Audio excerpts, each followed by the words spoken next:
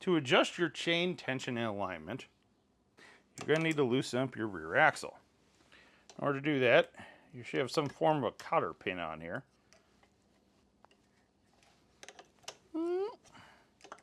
And I usually just take a pair of needle-nose pliers and bend these things straight. You can technically reuse these. Use your judgment. Once they get really bent up, it's generally good to just buy new ones. They cost pennies at your local hardware store. It's not like a dealer part or anything. Your big box stores will have them. Your Ace Hardwares and stuff.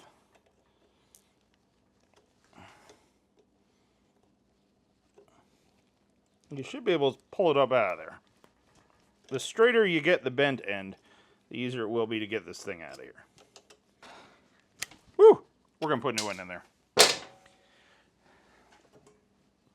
From there, break your axle bolt free. Takes a 24mm wrench. Whoop. Just like that.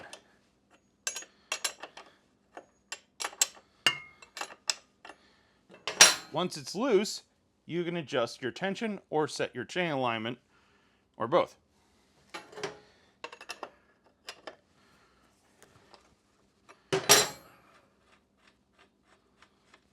There, we're just going to thread this almost all the way out.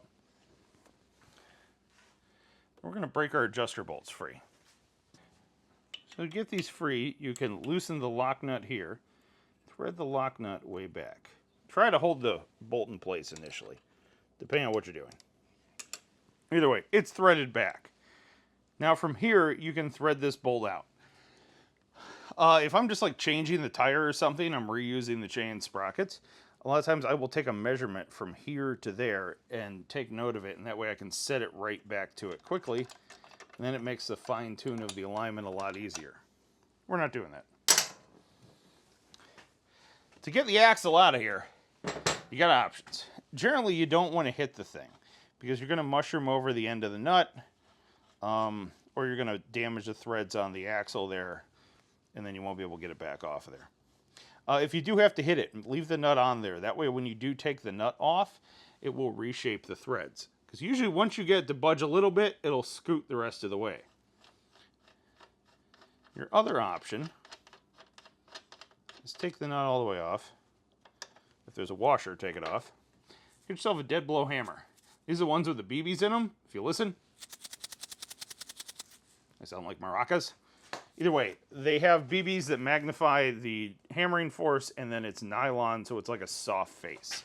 So it's not going to damage the end of the bolt. So therefore, you can just wind up and give it a good, and the axle will pop right through there.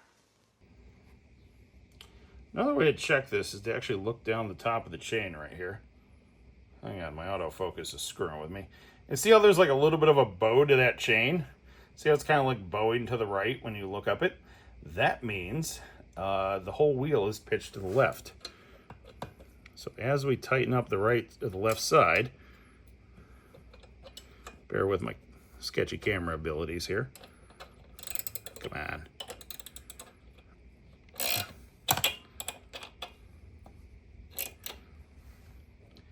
Now you see how you look up the chain there and it looks straighter than it did. It could still go over a tad bit more, but you get the general idea.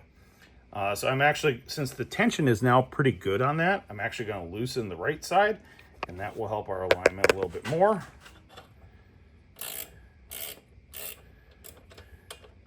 If it doesn't move, give it a little tap with the dead blow straightener out there.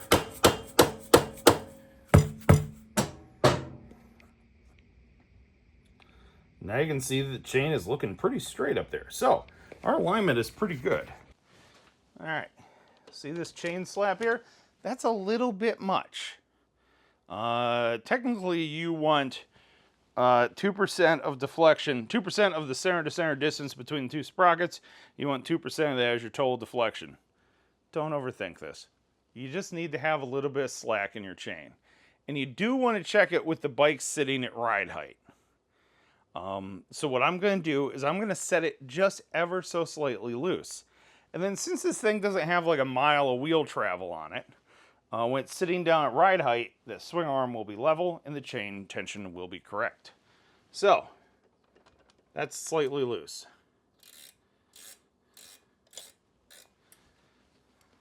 I'm moving both adjusters the same amount. Or I will be.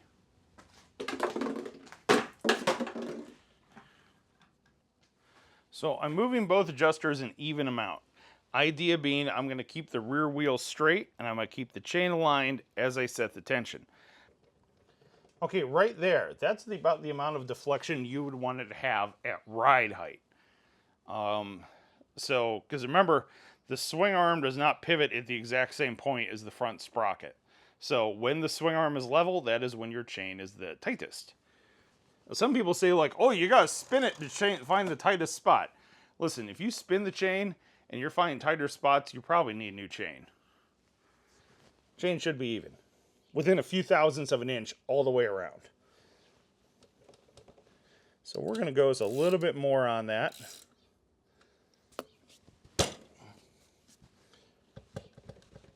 So that is a little bit extra slap, so that's okay, because once we get this thing sitting at ride height, that will balance out. Now, I know that from experience, it might take a little trial and error on your part. Once you feel you've got it all set in place, torque down your rear axle.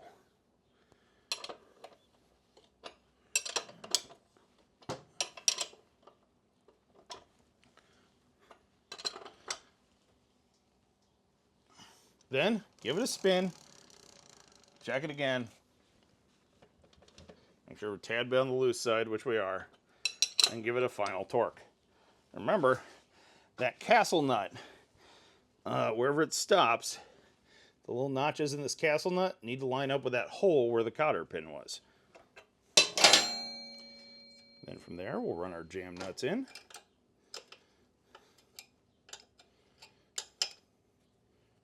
And tighten them up on both sides. Then we can just put the cotter pin back through there and bend it up into like a little smiley face, and you're ready to go ride. Oh, got to put the brake caliper on.